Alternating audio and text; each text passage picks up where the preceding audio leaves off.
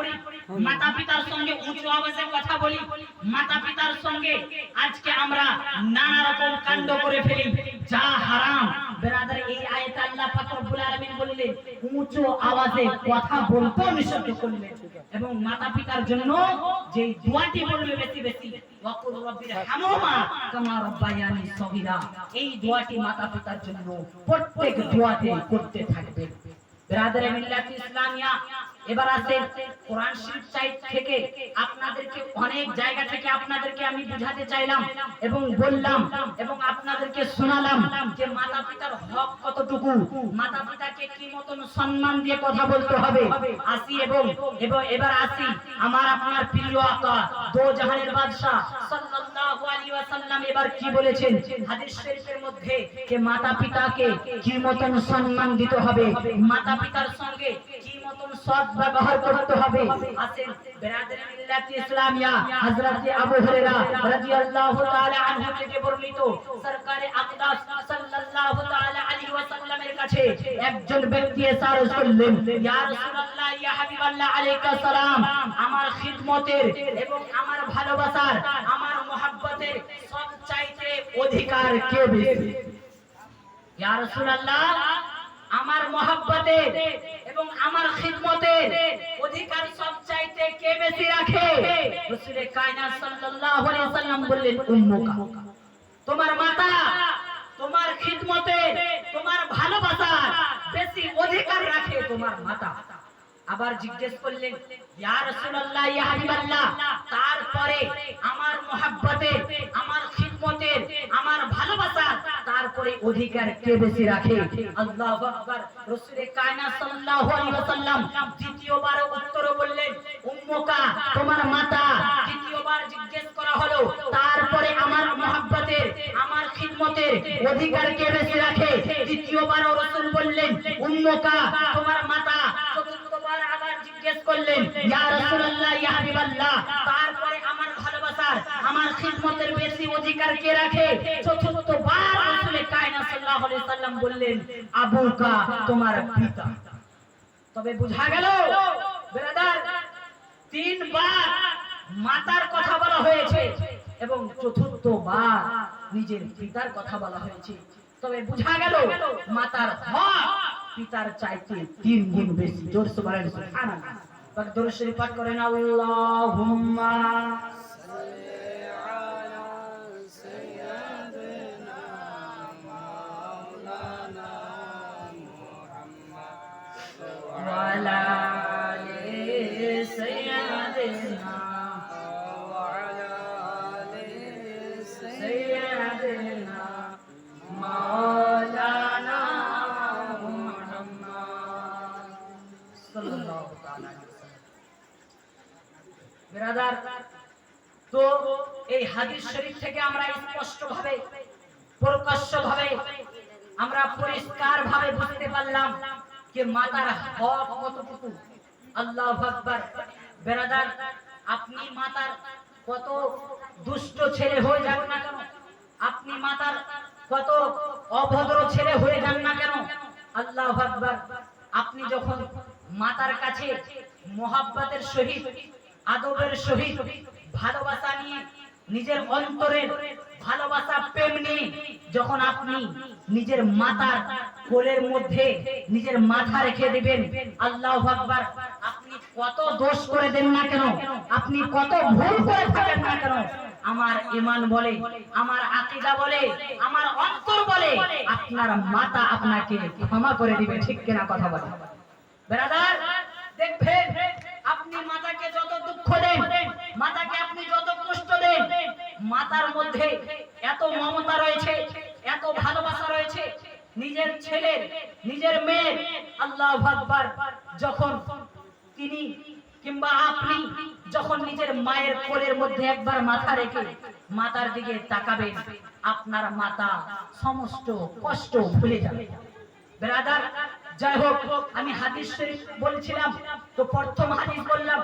দ্বিতীয় হাদিস হযরতে আয়েশা সিদ্দিকা রাদিয়াল্লাহু তাআলা আনহা, তিনি আরজ করলেন, ইয়া রাসূলুল্লাহ, ইয়া হাবিবাল্লাহ আলাইকা সালাম, ইয়া রাসূলুল্লাহ, মহিলাদের ভালোবাসার, মহিলাদের খিদমতের অধিকার কে বেশি রাখে? আল্লাহু আকবার। রাসূল কায়নাত সাল্লাল্লাহু আলাইহি সাল্লাম বললেন তার স্বামী বেশি অধিকার রাখে মহিলাদের খিদমতে, মহিলাদের ভালোবাসা। কারণ এর পূর্বে আমি একটি হাদিস শোনালাম, যদি আল্লাহ ব্যতীত কাউকে সাজদা করা জায়েজ হতো, প্রত্যেকটি নারীকে আল্লাহ পাক রব্বুল আলামিন অর্ডার করতেন যেন পুরুষের নিজের স্বামীর কদম মোবারকে সাজদা করে। আল্লাহু আকবার। তবে পুরুষের সেবা করা, নিজের স্বামীর সেবা করা কত বড় গুণ! আল্লাহু আকবার। আরেকটি হাদিস শরীফের কথা মনে পড়ে যায়, যখন স্বামীর কথা মনে পড়লো, মনে রাখবেন আপনার স্বামী যদি আপনাকে পারমিশন না দেয়, আপনাকে অর্ডার না দেয়, আপনি বিনা বলা ছাড়া, বিনা অর্ডার ছাড়া, আপনি স্বামীর কথা মতন বিনা অর্ডার ছাড়া বাড়ির বাইরে এক কদমও বের হতে পারবেন না। আল্লাহু আকবার। এক ব্যক্তির কথা মনে পড়ে যায়, রাসূল কায়নাত সাল্লাল্লাহু আলাইহি ওয়াসাল্লামের দরবারে একজন মহিলা আরজ করলেন, ইয়া রাসূলুল্লাহ, ইয়া হাবিবাল্লাহ আলাইহিস সালাম, আমার পিতা খুব অসুস্থ। ইয়া রাসূলুল্লাহ, ইয়া হাবিবাল্লাহ আলাইহিস সালাম, আমার পিতা অসুস্থ। তবে ইয়া রাসূলুল্লাহ, আমার স্বামী তো বাড়িতে নাই, আমার স্বামী বলে গিয়েছে আমি ছাড়া, আমার অনুমতি ছাড়া তুমি বাড়ি থেকে বের হবে না। আমি কিন্তু খবর পেয়েছি আমার পিতা খুব অসুস্থ। তবে ইয়া রাসূলুল্লাহ, আমার পিতাকে আমি দেখতে যেতে পারবো কি পারবো না? আল্লাহু আকবার। রাসূল কায়নাত সাল্লাল্লাহু আলাইহি সাল্লাম উত্তরে বলে, শুনো না, তোমার স্বামীর যতক্ষণ অর্ডার না হবে তোমার পিতাকে দেখতে যেতে পারবে না। আল্লাহু আকবার। তবে স্বামীর অর্ডার, স্বামীর অনুমতি ছাড়া নিজের পিতাকেও দেখতে যেতে পারবে না। ব্রাদার, এমন কি যে অবস্থায় হলো, আবার তার পিতার কিন্তু অসুস্থ বেড়ে যায়, এমন কি যে মৃত্যুর সময় হয়ে যায়। আল্লাহু আকবার। আবার খবর পাঠাই রাসূল কায়নাত সাল্লাল্লাহু আলাইহি সাল্লামের কাছে, ইয়া রাসূলুল্লাহ, আমার পিতা জান মরার সময় চলে এসেছে। ইয়া রাসূলুল্লাহ, আমার স্বামী তো এখনো কাজ থেকে আসেনি, তবে আমি আমার পিতারকে দেখতে যেতে পাবো কি পাবো না? রাসূল বললেন, না, তোমার স্বামীর অর্ডার না হলে তোমার পিতাকে দেখতে যেতেও পাবে না। আল্লাহু আকবার। এই মতন করতে করতে ব্রাদার, তার পিতা কিন্তু মারা যায়।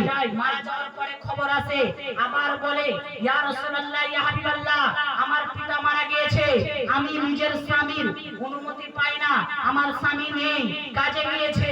ইয়া রাসূলুল্লাহ, আমার পিতাকে দেখতে যেতে পাবো কি পাবো না? সেই মৃত্যুর মুখখানা দেখতে পাবো কি পাবো না? রাসূল বললেন, না, তোমার স্বামীর অনুমতি ছাড়া তুমি তোমার পিতার মুখখানাও দেখতে যেতে পাবে না। আল্লাহু আকবার। এমন হয়, আল্লাহু আকবার, সেই মহিলা কিন্তু খুব সবরকারী ছিল, সেই মহিলা কিন্তু শরীয়তকারী ছিল, শরীয়তের প্রতি আমল করনেওয়ালা ছিল। আল্লাহু আকবার। তার স্বামীকে কিন্তু দাফন করে দেওয়া হয়। দাফন করে দেওয়ার পরে, আল্লাহু আকবার, দাফন করে দেওয়ার পরে কয়েকদিন পর মানুষ, এক ব্যক্তি স্বপ্নের মাধ্যমে দেখতে পায় যে তার বাবা কিন্তু জান্নাতে ভ্রমণ করছে। জোরে বলেন সুবহানাল্লাহ। আল্লাহু আকবার। তাকে জিজ্ঞেস করা হলো, তুমি জান্নাতে কিভাবে ভ্রমণ করছো, জান্নাতে কিভাবে ঘুরছো? আল্লাহু আকবার। তখন সেই সময় বলা হয়েছিল, আমার কন্যা, আমার মেয়ে নিজের স্বামীর অর্ডার ছাড়া বাড়ি থেকে বের হয়নি। এই জিনিসটা, এই শরীয়তের প্রতি আমল করাটা আল্লাহ পাক রব্বুল আলামিনকে এতই পছন্দ হয়ে যায়, এতই পছন্দ হয়ে যায় যে আমাকে জান্নাতবাসী করে দেয়। জোরে বলেন সুবহানাল্লাহ। তবে বুঝা গেল, স্বামীর অনুমতি ছাড়া, স্বামীর অর্ডার ছাড়া আপনি একটাও কাজ করতে পারবেন না। এটাই হচ্ছে শরীয়তের আদেশ, এটাই হচ্ছে শরীয়তের নির্দেশ। ব্রাদার, অনেক মহিলা স্বামী থাকে না বাড়িতে, বিনা বলে অনেক জায়গায় চলে যায়। এতে কি হবে? আপনারও ক্ষতি হবে, আপনারও লোকসান হবে। কি মতন লোকসান হতে পারে? ধরে নেন আপনি প্রত্যেকদিন স্বামীকে বিনা বলা ছাড়া কোন জায়গায় চলে যাচ্ছেন, স্বামী জানতে পারে না, কিন্তু একদিন যখন জানতে পারবে, আপনার প্রতি কিন্তু স্বামীর মহব্বত, ভালোবাসা কিন্তু আপনার প্রতি কেটে যাবে। আর কিন্তু আপনার প্রতি আপনার স্বামীর মহব্বত, ভালোবাসা থাকবে না, যার কারণে স্বামীর অর্ডার ছাড়া কখনো কোনো কাজ কর্ম করবেন না। যাই হোক ব্রাদার, আমি মাতার সম্পর্কে বলতেছিলাম, মাতা পিতার হকের সম্পর্কে বলতেছিলাম। ব্রাদার, আরেকটি হাদিস আসেন রাসূল কায়নাত সাল্লাল্লাহু আলাইহি ওয়াসাল্লামের দরবারে একজন সাহাবী রাসূল জিদ হয়ে যাওয়ার জন্য প্রস্তুত হওয়ার জন্য রাসূল কায়নাত সাল্লাল্লাহু আলাইহি ওয়াসাল্লামের কাছে আসলেন পরামর্শ নেওয়ার জন্য। ইয়া রাসূলুল্লাহ, ইয়া হাবিবাল্লাহ, আমি জিদ হতে যাব।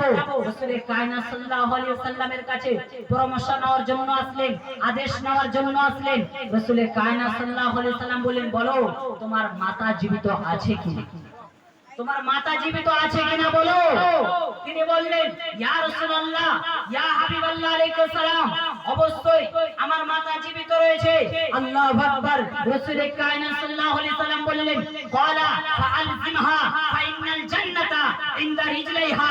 অর্থাৎ রাসূল কায়নাত সাল্লাল্লাহু আলাইহি সাল্লাম বুঝাতে চাইলেন, বলতে চাইলেন, যাও যাও তোমার মাতারকে তুমি শক্ত করে ধরে নাও, তোমার মাতার কদম মোবারকের তলে জান্নাত রয়েছে। সুবহানাল্লাহ। বুঝা গেল নিজের মাতার কদম মোবারকের মধ্যে জান্নাত রয়েছে। আর আজকে আমরা জান্নাতের জন্য ছুটে বেড়াই, জান্নাতের জন্য এদিকে ওদিকে দৌড়িয়ে বেড়াই, কিন্তু জান্নাত আসলে মাতার কদম মোবারকের মধ্যে রয়েছে। আল্লাহু আকবার। আরেকটি হাদিস শরীফের দিকে যাই। আল্লাহু আকবার। সাহাবী রাসূল, এক সাহাবী রাসূল মান্নত মানলেন। কি মানলেন? মান্নত মানলেন, নজর মানলেন। কি মান্নত মানলেন? যে যদি আমার সেই কাজটা সাকসেসফুল হয়ে যায় তবে আমি কি করব? জান্নাতের উপরে স্থানে এবং জান্নাতের নিচে স্থানে আমি চুম্বন দেব। ব্রাদার, কেউ মারা আগে, মরে যাওয়ার আগে জান্নাতের উপরে স্থানে এবং নিচে স্থানে কি চুম্বন দিতে পারবে? পারবে ভাই? পারবে জান্নাতের উপরে এবং নিচে স্থানে চুম্বন দিতে? পারবে না। কারণ মরে যাওয়ার পরে সে জান্নাতে কিংবা জাহান্নামে যাবে, তার আগে তো দুনিয়াতে জান্নাত এবং জাহান্নামে যাওয়া যাবে না। কিন্তু সেই সাহাবী রাসূল মান্নত কি মানলেন? আমার যদি সেই কাজটা হয়ে যায় আমি জান্নাতের উপরে স্থানে এবং নিচে স্থানে চুম্বন দিবে। আল্লাহু আকবার। আল্লাহর কুদরত কি, তার কাজটা কিন্তু সাকসেসফুল হয়ে যায়, তার কাজটা কিন্তু হয়ে যায়। এবার আসলো তার মান্নত পরিপূর্ণ করার সময়। আল্লাহর রাসূল সাল্লাল্লাহু আলাইহি সাল্লামের কাছে আরজ করলেন, ইয়া রাসূলুল্লাহ, আমি মান্নত মেনেছিলাম যে আমার সেই কাজটা যদি সাকসেসফুল হয়ে যায়, সেই কাজটা যদি পরিপূর্ণ হয়ে যায়, আমি জান্নাতের উপর স্থানে এবং নিচে স্থানে চুম্বন দেব। তবে ইয়া রাসূলুল্লাহ, সেটা কিভাবে সম্ভব? আমি তো এই পৃথিবীর বুকে আছি। আল্লাহু আকবার। রাসূল কায়নাত সাল্লাল্লাহু আলাইহি সাল্লামের কাছে কি জিনিসের সমাধান নাই? প্রত্যেক জিনিসের সমাধান রয়েছে। আল্লাহু আকবার। রাসূল কায়নাত সাল্লাল্লাহু আলাইহি সাল্লাম বললেন, হে আমার সাহাবী, বলো তোমার মাতা-পিতা জীবিত আছে? আল্লাহু আকবার। সেই সাহাবী রাসূল বললেন, ইয়া রাসূলুল্লাহ, আমার মাতা-পিতা জীবিত আছে। রাসূল কায়নাত সাল্লাল্লাহু আলাইহি সাল্লাম বললেন, হে আমার সাহাবী, শুনো, যাও যাও তোমার পিতার কপালে তুমি চুম্বন দাও। তোমার পিতার কপালটা হচ্ছে জান্নাতের উপর স্থান এবং তোমার মাতার কদম মোবারকে চুম্বন দাও। তোমার মাতার কদম মোবারক হচ্ছে জান্নাতের নিচে স্থান। জোরে বলেন সুবহানাল্লাহ। তবে বুঝা গেল নিজের পিতার কপাল মোবারক হচ্ছে জান্নাতের উপরে স্থান, নিজের মাতার হচ্ছে কদম মোবারক হচ্ছে জান্নাতের নিচে স্থান। আল্লাহু আকবার।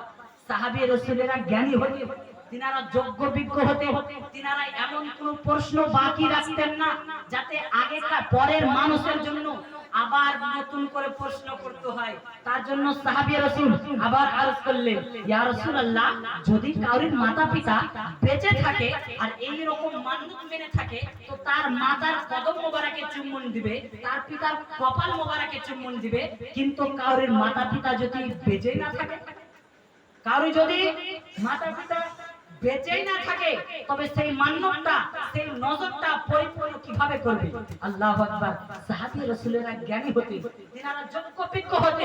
আল্লাহু আকবার। মনে রাখবেন, প্রত্যেকটা সাহাবী রাসূল আমাদের কাছে হক। এক ধরনের শিয়া ব্যক্তি বের হয়েছে যারা আহলে বাইতকে শুধু মানে, ইমামে হোসেন হযরতে আলীকে মানে এবং হযরতে আমির মুআবিয়ার সম্পর্কে বুরা ভালা বলে, হযরতে আমির মুআবিয়াকে গালি দেয়। অর্থাৎ তিনিও একজন সাহাবী, কিন্তু তাকে বুরা ভালা বলে, কারণ হযরতে আলী এবং হযরতে আমির মুআবিয়ার মধ্যে যুদ্ধ হয়েছিল। কিন্তু আমরা আহলে সুন্নাত ওয়াল জামাত, আমাদের নিকটে প্রত্যেকটা সাহাবী হচ্ছে জান্নাতি, প্রত্যেকটা সাহাবী কারণ সাহাবীদের মতন আমাদের যোগ্য নাই। বলা হয়েছে একজন দুর্বল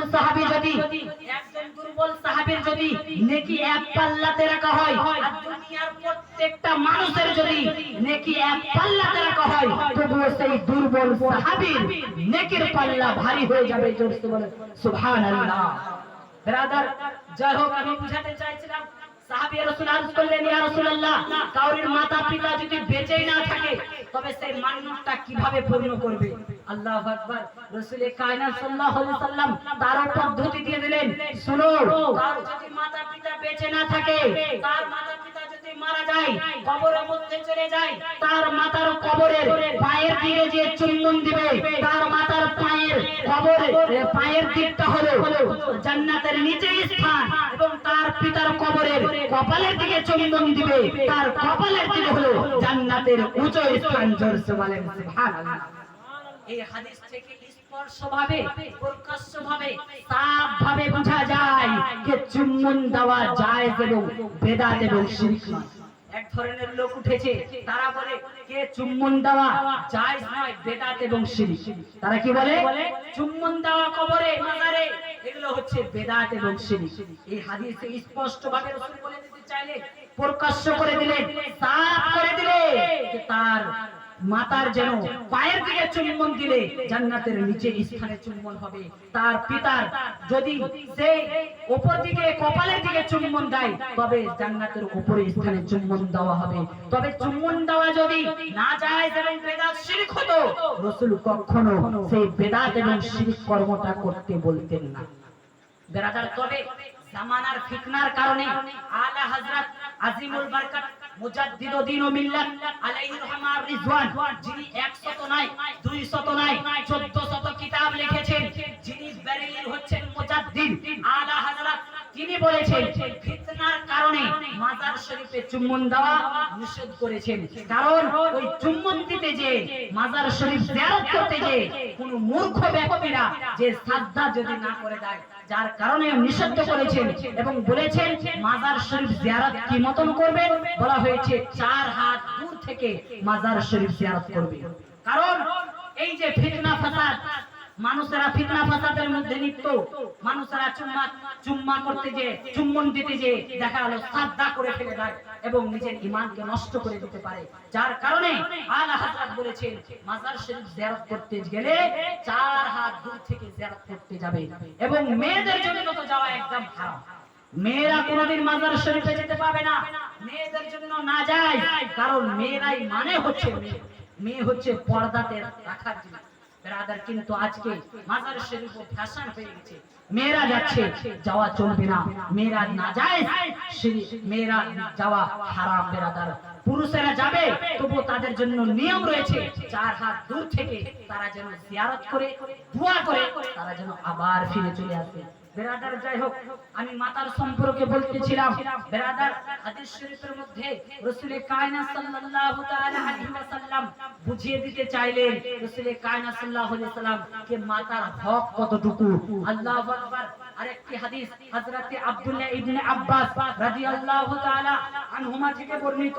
আল্লাহু আকবার। রাসূল কায়নাত সাল্লাল্লাহু আলাইহি ওয়াসাল্লাম বললেন, যদি কোনো ব্যক্তি মাতার দিকে মহব্বতের সহিত ভালোবাসা দিয়ে, যদি মাতার দিকে যদি অন্তরে ভালোবাসা নিয়ে একবার মাতার দিকে তাকায়, সেই ব্যক্তিকে একটি কবুল হজের সমান সওয়াব দেওয়া হবে। জোরে বলেন সুবহানাল্লাহ।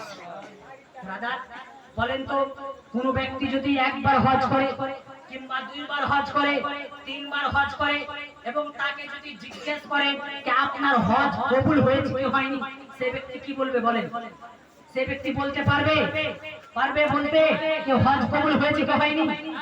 1 বার 2 বার কেন, 40 বার যদি হজ করে যায়, 100 বার যদি হজ করে নাই, তাকে যদি আপনি জিজ্ঞেস করেন যে আপনার হজ কবুল হয়েছে কি হয়নি, সে বলবে আমি জানি না। কারণ হজ কবুল হয়েছে কি হয়নি সে কিভাবে জানবে? সেটা তো আল্লাহর ব্যাপার। আল্লাহ জানে কবুল করেছে কি করেনি, কিন্তু কিন্তু রাসূল কায়নাত সাল্লাল্লাহু আলাইহি সাল্লাম আমাদের জন্য এমন পদ্ধতি দিয়েছেন যে আপনি কবুল হজের সমান পাবেন, কবুল হজের সমান সওয়াব পাবেন। আল্লাহু আকবার। রাসূল বলে দিলেন মাতার দিকে যদি মুহাব্বতের সহিত ভালোবাসার সহিত আপনি যদি তাকিয়ে দেখেন তবে আপনাকে আল্লাহ পাক রব্বুল আলামিন একটি কবুল হজের সমান সওয়াব দিবে। জোরে সুবহানাল্লাহ। শুধু হজের নয়, কবুল হজের সমান। 40 বার হজ করে যদি কেউ আসে তবুও তাকে জিজ্ঞেস করেন আপনার হজ কবুল হয়েছে কি হয়নি, আপনি তো প্রত্যেকবার 5 লক্ষ 6 লক্ষ 10 লক্ষ খরচ করলেন, প্রত্যেকবার খরচ করেছেন, কিন্তু আপনার হজ কবুল হয়েছে? সে বলবে আমি জানি না। কিন্তু মাতার মধ্যে এমন মমতা রেখেছে, এমন গুণ রেখেছে আল্লাহ পাক রব্বুল আলামিন যে তার দিকে যদি ভালোবাসা দিয়ে আপনি তাকান তো আপনি কবুল হজের সমান সওয়াব পাবেন। আল্লাহু আকবার। সাহাবা একরাম তিনারা জ্ঞানী হতেন, তিনারা যোগ্য বিজ্ঞ হতেন। আবার সাহাবা একরাম আরজ করলেন, প্রশ্ন করে ফেললেন, ইয়া রাসূলুল্লাহ, ইয়া হাবিবাল্লাহ, যদি কোনো ব্যক্তি একবার তাকায় একটি কবুল হজের সমান সওয়াব পাবে, যদি 100 বার তাকায় তবে কি সে কি 100 বার কবুল হজের সমান সওয়াব পাবে? আল্লাহু আকবার। রাসূল কায়নাত সাল্লাল্লাহু আলাইহি সাল্লাম বলেন, শুনো, একবার কেন, দুইবার কেন, 100 বার যদি মায়ের দিকে মুহাব্বতের সহিত ভালোবাসার সহিত যদি তাকায় তবে 100টি কবুল হজের সমান সওয়াব পাবে। সুবহানাল্লাহ। আল্লাহু আকবার। তবে মায়ের হক কতটা রেখেছে, মায়ের প্রতি গুণ কতটা রেখেছে আল্লাহু আকবার। জিজ্ঞেস করেন সেই মাকে, যেই মা 10 মাস 10 দিন ধরে নিজের সন্তানকে গর্ভ রেখে কত রকমের কষ্ট করেছে। আল্লাহু আকবার। যারা রেখেছে তারাই জানে আল্লাহু আকবার মায়ের গর্ভতে কত রকমের কষ্ট হয়, সন্তান কত লাথি মারে, কত রকমের কষ্ট দেয়, কিন্তু আল্লাহু আকবার কুরবান জান সেই মাতার প্রতি, কিন্তু মাতা সেই ছেলের মহব্বতে, ছেলের ভালোবাসায় আল্লাহু আকবার নিজের কষ্টকে বরদাস্ত করে নেয়। সেটা তো হলো নিজের পেটের সময় থাকার কষ্ট বরদাস্ত করে নেয়। শুধু তা নয়, আল্লাহু আকবার যখন দুনিয়াতে আসে বারাদার মিল্লাত ইসলামিয়া শিশুকালে ছোট অবস্থায় কত রকমের কষ্ট, আল্লাহু আকবার পেশাব করে দেয়, পায়খানা করে দেয়, সেই পায়খানাতে সেই পেশাবের মধ্যে মা ঘুমিয়ে যায় কিন্তু সন্তানকে ঘুমাতে দেয় না। তবে কত মা বাপ কত কষ্ট করে। আল্লাহু আকবার। বুঝা গেল বেরাদার মাতা পিতাকে দুঃখ দিলে, মাতা পিতাকে কষ্ট দিলে বেরাদার মিল্লাত ইসলামিয়া আপনার কখনো ইবাদত কবুল হতে পারে না। যার কারণে নিজের মাতা পিতাকে আগে আপনি রাজি করেন, নিজের মাতা পিতাকে আপনি সন্তুষ্ট করেন, তারপরে কোন ইবাদত করেন। ইনশাআল্লাহ দেখবেন আপনার মায়ের দোয়াতে, আপনার মায়ের বরকতে আপনার ইবাদতও কবুল হবে, এমন কি যে আপনার রুজি রোজগারও বরকত হবে। জোরে সুবহানাল্লাহ। ব্রাদার একবার দুরূদ শরীফ পাঠ করেন, আল্লাহুম্মা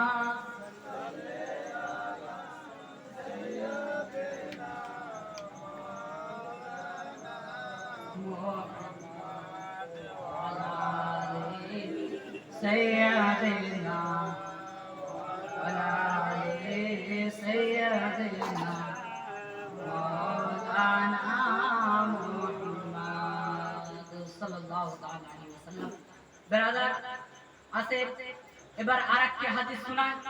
ব্রাদার, যদি আপনি মাতা পিতাকে দুঃখ দেন, মাতা পিতাকে কষ্ট দেন, হতে পারে আপনার মৃত্যু বরণের সময় আপনার কলমা পর্যন্ত নসিব হবে না।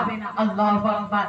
ব্রাদার, হযরতে মাওলা আলী শেরে খোদা রাদিয়াল্লাহু তাআলা আনহু বলেন যে একদিন এক ব্যক্তি রাসূল কায়নাত সাল্লাল্লাহু আলাইহি সাল্লামের কাছে এসে আরজ করলেন, ইয়া রাসূলুল্লাহ, ইয়া হাবিবাল্লাহ, অমুক সাহাবী রাসূল তিনি মৃত্যু বরণের সময় হয়ে গেছে, কিন্তু আপনাকে দেখার জন্য, আপনার দিদারের জন্য তিনি আপনাকে ডাক দিয়েছেন। আল্লাহু আকবার। সেই সাহাবী রাসূলের কথা শুনে রাসূল কায়নাত সাল্লাল্লাহু আলাইহি সাল্লাম সাহাবা একরামদেরকে নিয়ে বের হয়ে গেলেন। বের হয়ে যাওয়ার পরে রাসূল কায়নাত সাল্লাল্লাহু আলাইহি সাল্লাম সেই সাহাবী রাসূলকে বলতে লাগলেন, বলো, কলমা পড়ো, লা ইলাহা ইল্লাল্লাহু মুহাম্মাদুর রাসূলুল্লাহ। বারবার মৃত্যুবরণের সময়, মৃত্যুর সময় তিনাকে এই কলমাটি পাঠ করাতে থাকেন, কিন্তু কিছুতেই সেই কলমা কিন্তু পড়তে পারে। ব্রাদার, কলমা পড়তে পারে না, বারবার পড়ায় কিন্তু কলমা পড়তে পারে না। রাসূল কায়নাত সাল্লাল্লাহু আলাইহি সাল্লাম বললেন, তিনার স্ত্রীকে ডাকা হোক। হযরত বিলালকে পাঠালেন, যাও তিনার স্ত্রীকে ডাকো। তিনার স্ত্রীকে ডাকা হলো। তিনার স্ত্রীকে বলা হলো, বলো তোমার স্বামীর মধ্যে কি গুণ ছিল, তোমার স্বামীর ব্যবহার কেমন ছিল, তোমার স্বামী কি মতন দুনিয়াতে চলাফেরা করত। তার স্ত্রী বলে, আমি যতদিন থেকে এই বাড়িতে এসেছি, যতদিন থেকে আমার বিবাহিত হয়েছে, যতদিন থেকে আমার বিবাহ হয়েছে, ততদিন থেকে নিয়ে এতদিন পর্যন্ত, এখন পর্যন্ত এমন কোন দিন যায়নি যে আমার স্বামীর নামাজ কাজা হয়েছে। এমন কি যে এমন কোন দিন যায়নি যে আমার স্বামী দান করেনি, খায়রাত করেনি, সাদকা করেনি, এমন কোন দিন কাটেনি। অর্থাৎ তিনি নামাজিও ছিলেন, পরহেজগারও ছিলেন এবং দান ও খায়রাতও ভালো করতেন। কিন্তু বেরাদারে মিল্লাত ইসলামিয়া তার স্ত্রী বলে, আমার স্বামীর মধ্যে শুধু একটা ছোট খারাপ কাজ ছিল। সেটা কি? সেটা হচ্ছে থেকে নারাজ ছিল। আল্লাহু আকবার। রাসূল আর বুঝতে দেরি করে না, রাসূল হযরত উমর ফারুককে ডাকতে পাঠালেন, যাও তিনার আম্মাকে ডাক দাও। তিনার আম্মাকে ডাক দেওয়া হলো। তিনার আম্মা যখন আসে, তিনার আম্মা জান বলে, না না, আমি এই ছেলেকে কখনো ক্ষমা করতে পারি না, এই ছেলেকে আমি কখনো ক্ষমা করতে পারি না। কারণ এই ছেলে নিজের স্ত্রীর মহব্বতে, নিজের স্ত্রীর ভালোবাসাতে, নিজের সন্তানের ভালোবাসাতে আমাকে আলাদা বাড়িতে ঘুমিয়েছিল। আজকে নিজের সন্তানের মহব্বতে, নিজের স্ত্রীর মহব্বতে আমার সঙ্গে কোনো মহব্বত করেনি, আমার সঙ্গে কোনো ভালোবাসা করেনি, আমাকে আলাদা দিকে রাখতো, আমাকে ভালো করে খাবার দিত না, আমি তাকে ক্ষমা করতে পারি না। আল্লাহু আকবার। রাসূল করিম সাল্লাল্লাহু আলাইহি সাল্লাম তখন বললেন, হে মেয়ে বলো, হে মহিলা বলো, এখন যদি বলা হয় তোমার সন্তানকে আগুন জ্বালানো হবে, তোমার সন্তানকে সে আগুনের মধ্যে ফেলা হবে, তবে বলো তুমি কি সেটা মেনে নিতে পারবে? সেই মহিলা বলেন, না, আমি তো সেটা কখনো মেনে নিতে পারবো না। না, আমার সন্তানকে আগুনের মধ্যে ফেলা হবে, এটা আমি কখনো মেনে নিতে পারবো না। তখন সে রাসূল কায়নাত সাল্লাল্লাহু আলাইহি সাল্লাম বলেন, তবে বুঝে নাও, তোমার সন্তানকে তুমি ক্ষমা করে দাও, না তো তোমার সন্তানের কলমা পর্যন্ত নসিব হবে না। আল্লাহু আকবার। যখন তিনার আম্মা জান বলেন, ইয়া রাসূলুল্লাহ, আমি তো ক্ষমা করব, কিন্তু আমার আপনাকে জিম্মেদারি নিতে হবে। রাসূল বললেন, হ্যাঁ, আমি জিম্মেদারি নিয়ে নিচ্ছি। আল্লাহু আকবার। সেই মহিলার জন্য আর কি বড় খুশখবরি হতে পারে? সেই রাসূল কায়নাত সাল্লাল্লাহু আলাইহি সাল্লামকে সাক্ষী রেখে এবং সাহাবায়ে কেরামকে সাক্ষী রেখে তার সন্তানকে যখন ক্ষমা করে দেয়, আল্লাহু আকবার, ক্ষমা করে দেওয়ার পরে যখন রাসূল কায়নাত সাল্লাল্লাহু আলাইহি সাল্লাম কলমা পড়ায়, কলমা পড়ার সঙ্গে সঙ্গে সেই সাহাবী রাসূলের মুখ থেকে কলমা তাইয়্যিবা জারি হয়ে যায়, লা ইলাহা ইল্লাল্লাহ মুহাম্মাদুর রাসূলুল্লাহ, এবং তার জানখানা কবুল হয়ে যায়। জয় সুবহানাল্লাহ। তবে বুঝা গেল, মাতা পিতাকে যদি দুঃখ দিয়ে থাকে, মাতা পিতাকে কষ্ট দিয়ে থাকে, হতে পারে আপনার মৃত্যুর সময় আপনার কলমা পর্যন্ত নসিব হবে না, কলমা পর্যন্ত পড়তে পারবেন না। যার কারণে বেরাদার, মাতার কষ্ট, মাতার দুঃখ, পিতার কষ্ট, পিতার দুঃখ বোঝার চেষ্টা করেন। নিজের পিতা নিজের ঘামকে ঘাম মনে করেনি, নিজের গতরকে গতর মনে করেনি। আপনাকে বড় করার জন্য, আপনাকে নিজের নিজের আপনাকে একটা জায়গায় খাড়ো করার জন্য কত রকমের কষ্ট করেছেন, কত রকমের দুঃখ পেয়েছে। কিন্তু বেরাদার, আজকে আপনারা আমরা যদি নিজের মাতা পিতাকে দুঃখ কষ্ট দিই, তবে বেরাদার ওই মাতা পিতার মুখ থেকে যদি একবার বদদোয়া বের হয়ে যায়, তবে বলা হয়েছে মাতার দোয়া কারেন্টের মতন কবুল হয়ে যায়। বেরাদার, বলা হয়েছে তিন ব্যক্তিদের দোয়া কখনো রদ হয় না, তিন ব্যক্তিদের দোয়া কখনো অগ্রহণযোগ্য হয় না, তিন ব্যক্তিদের দোয়া কখনো অস্বীকার করা হয় না, কারেন্টের মতন, লাইনের মতন কবুল করে না। নারে তাকবীর, নারে তাকবীর, নারে রিসালাত, নারে রিসালাত, নারে হায়দারি। হযরত আল্লামা মাওলানা মোহাম্মদ রফিকুল ইসলাম সাহেব, হযরত আল্লামা মাওলানা মোহাম্মদ রফিকুল ইসলাম সাহেব, নারে তাকবীর, নারে রিসালাত। বেরাদার, যাই হোক, আমি বলতেছিলাম বেরাদার, তিন ব্যক্তিদের দোয়া আল্লাহ পাক রব্বুল আলামিন কখনো অস্বীকার করেন না। তার মধ্যে এক নম্বর হচ্ছে মাজলুম, যেই ব্যক্তির প্রতি অত্যাচার করেছে, যেই ব্যক্তির প্রতি প্রতি জুলুম হয়েছে সেই ব্যক্তির দোয়া কখনো অস্বীকার করা হয় না। যার প্রতি জুলুম করা হয়েছে যখন সে আল্লাহর দরবারে হাত তুলে দোয়া করবে কারেন্টের মতন আল্লাহ পাক রব্বুল আলামিন তার দোয়াখানা কবুল করে নেবে। দ্বিতীয় হচ্ছে মুসাফির ব্যক্তি। যেই ব্যক্তি মুসাফির, এবং মুসাফিরের কথা বলা হয়েছে, মুসাফির কে ব্যক্তি হবে বলা হয়েছে শরীয়ত অনুযায়ী মুসাফির ওই ব্যক্তি হবে যেই ব্যক্তি 92 কিলোমিটার দূরে বাড়ি থেকে কোনো জায়গায় যাবে এবং 15 দিনের চাইতে কম থাকা সেই যদি ইচ্ছা করে তবে সেই ব্যক্তি মুসাফির হবে। সেই ব্যক্তি কি হবে? মুসাফির হবে। 92 কিলোমিটার বাড়ি থেকে কোন জায়গা আমি গেলাম, 92 কিলোমিটার কিংবা তার থেকে দূরে গেলাম, 15 দিনের চাইতে আমি কম থাকার ইচ্ছা করলাম, তবে সেই ব্যক্তি মুসাফির হবে। তো মুসাফিরের দোয়া আল্লাহ পাক রব্বুল আলামিন কখনো ফিরিয়ে দেয় না, কারেন্টের মতন কবুল হয়ে যায়। এবং তৃতীয় নম্বরে যেটা বলা হলো সেটা হলো মাতা পিতার। মাতা পিতার দোয়া কারেন্টের মতন আল্লাহ পাক রব্বুল আলামিন কবুল করে থাকেন। ব্রাদার, তার জন্য মাতা পিতা যদি বদদোয়া করে থাকে সেটাও কারেন্টের মতন কবুল হয়ে যায়। তার জন্য আমি মাতা পিতাদেরকে বলবো যে কখনো নিজের সন্তানদেরকে বদদোয়া দিবেন না, কারণ আপনি নিজের সন্তানকে বদদোয়া তো দিয়ে দেবে, আপনার সন্তানের জিন্দেগি নষ্ট হবে, কারণ আপনার বদদোয়াটাও কারেন্টের মতন কবুল হয়ে যাবে এবং আপনার সন্তানের জিন্দেগি নষ্ট হয়ে যাবে। পরে পরে আপনিও পস্তাবেন। যার কারণে যত কষ্ট দুঃখ, যত দুঃখ দুঃখ নিজে সবর করে সেই সময় নিজেকে বরদাস্ত করে নেবেন, কিন্তু সন্তানকে কখনো বদদোয়া দিবেন না, তো কারেন্টের মতন কবুল হয়ে যাবে, আপনার সন্তানের জিন্দেগি নষ্ট হয়ে যাবে। যাই হোক, বক্তা আমাদের উপস্থিত হয়েছে, শুধু একটি ছোট আমি ঘটনা শুনিয়ে নিজের বক্তব্যকে ইতি করে দেব। ব্রাদার, মনে রাখবেন, নিজের মাতা পিতাকে কেউ যদি কষ্ট দেয় ওই জগতে তো তার শাস্তি হবে, ওই জগতে তার সাজা হবে, এই জগতে তার সাজা হবে। শুধু একটি ঘটনা শুনিয়ে নিজের বক্তব্য শেষ করে দেব যে এই জগতে তার শাস্তি কি মতন হতে পারে।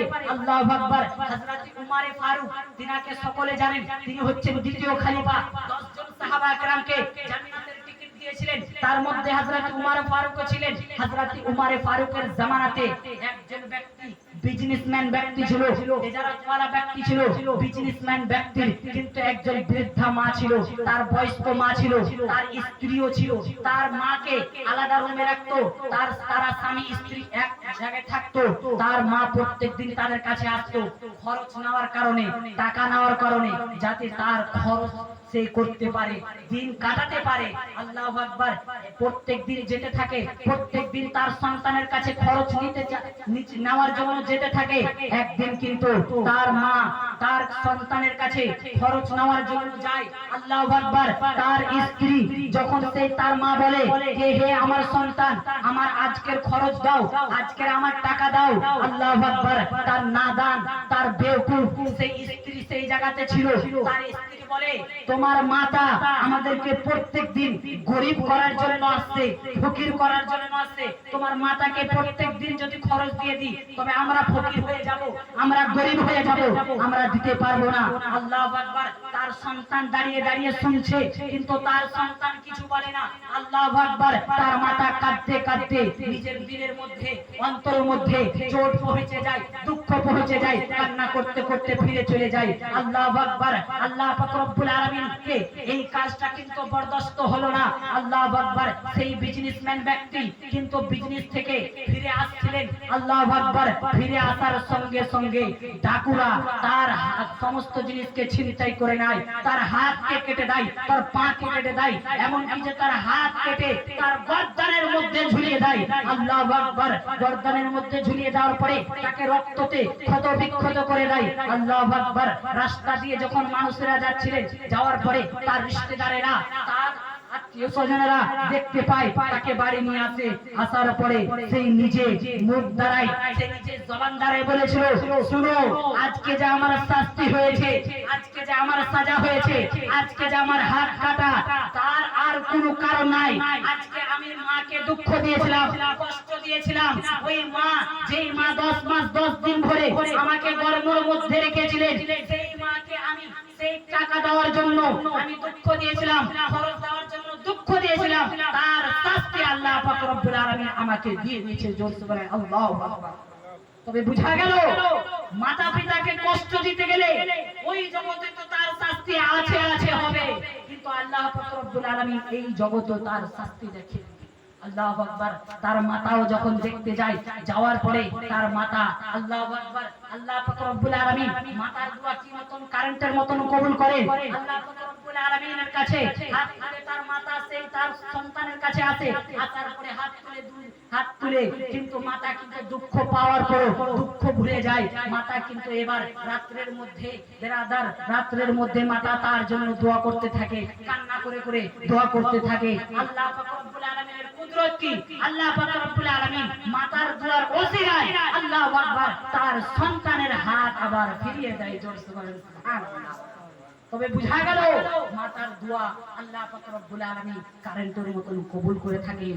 যার কারণে বেরাদার কখনো মাতা পিতাকে দুঃখ দিবেন না, মাতা পিতার দুঃখ কষ্ট বোঝার চেষ্টা করবেন। বেরাদারে মিল্লাত ইসলামিয়া আপনারা সকলে অবগত, সকলে জানেন এই বাড়ি থেকে 40 দিন কিংবা 39 দিন হতে চলেছে একজন চাচি যান দুনিয়া ছেড়ে বিদায় নিয়ে নিয়েছে। তার ইসালে সওয়াবের জন্য, তার দোয়ায়ে খায়রের জন্য সবাইকে একত্রিত করেছেন। আল্লাহ পাক রব্বুল আলামিনের কাছে দোয়া যেন তিনাকে যেন জান্নাতুল ফিরদৌসের মধ্যে আলা থেকে আলা মাকাম প্রদান করুক। সকলে বলুন আমিন। এবং তিনার জানি আনজানি প্রকাশ্য জাহির বাতিন দুনিয়াতে চলাতে ফিরাতে উঠাতে বসাতে মানুষ যদি দুঃখ কষ্ট পেয়ে থাকুক, আল্লাহ পাক রব্বুল আলামিনের কাছে দোয়া আল্লাহ পাক রব্বুল আলামিন যেন তাকে ক্ষমা করুক। সকলে বলুন আমিন। এবং ইনশাআল্লাহ শেষ মুহূর্তে দোয়া হবে। যা হোক বেরাদারে মিল্লাত ইসলামিয়া, আমাদের মাদ্রাসার শিক্ষক বেরাদার মুর্শিদাবাদের আপনাদের গ্রামে এলহাইতুলাতে এর পূর্ব বোধহয় একবার এসেছিলেন। খুব শিক্ষিত এবং যোগ্য বিজ্ঞ আলিম, এবং তিনি মোথাবাড়ির দিকে কালিয়াচকের দিকে প্রায় আসতে থাকেন, তিনার জালসা হতে থাকে। বেরাদারে মিল্লাত ইসলামিয়া আমাদের মাদ্রাসার শিক্ষক, ওখানে তিনার বাড়ি। বেরাদার তিনি অনেক জায়গাতে দূর দূরান্ত পর্যন্ত যেতে থাকে। বেরাদার এই জায়গাতে আমার ভাইজান বলেছিলেন একজন বক্তা দেখবেন, যার কারণে আমি এই শিক্ষককে আমাদের মাদ্রাসা থেকে নিয়ে আসার আমি চেষ্টা করেছি। বেরাদার ইনশাআল্লাহ শুনবেন, ইনশাআল্লাহ খুব সুন্দরভাবে আপনাদেরকে শোনাবেন। যাই হোক বেরাদারে মিল্লাত ইসলামিয়া শোনার পরে আমল চেষ্টা করবেন। তিনাকে ওঠার জন্য সকলে একবার উঁচু আওয়াজে একবারে সবাই হাত উত্তোলন করে নারে তাকবীর লাগা, নারে তাকবীর। মনে হয় না জোরসে বলতে পারেন না, ভালো করে জোরসে আওয়াজে উঁচু আওয়াজে মনে করেন যে এখন বোধহয় জেগে আসেন আপনারা। নারে তাকবীর। এবার মনে হচ্ছে একটু করে খেয়ে নারে তাকবীর, নারে রিসালাত। হযরত আল্লামা মাওলানা রফিকুল ইসলাম সাহেব কিবলা, হযরত আল্লামা মাওলানা রফিকুল ইসলাম সাহেব কিবলা। নারে তাকবীর, নারে রিসালাত।